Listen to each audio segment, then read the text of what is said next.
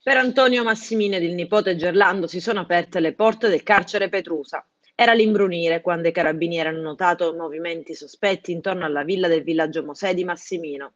Di lì l'intenzione di fare irruzione. Pochi attimi e dai cespugli sono saltati fuori circa 20 militari che hanno circondato l'area e fatto irruzione nella villa. Alla presenza del Massimino e del nipote Gerlando, i carabinieri hanno setacciato ogni angolo fino a quando si sono insospettiti per un cumulo di foglie secche stranamente riposto in un sacco nero, abbandonato vicino all'abitazione.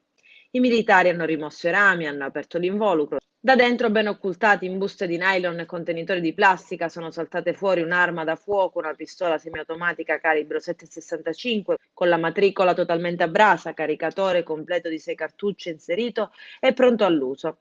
Vicino all'arma i militari hanno anche trovato circa 200 cartucce di vario calibro, infine due penne pistola calibro 6,35, uguali a quelle previste nei film degli 007. Infine, ben nascosto è anche stato sequestrato un rilevatore di frequenza, insomma un vero e proprio armamentario pronto a fare fuoco in ogni momento ed eludere i controlli delle forze dell'ordine.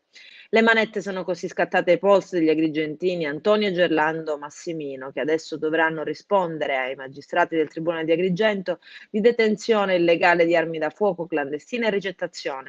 Per Antonino è scattata anche la denuncia per violazione degli obblighi derivanti dalla sorveglianza speciale con l'obbligo di soggiorno alla quale si trovava nel frattempo sottoposte.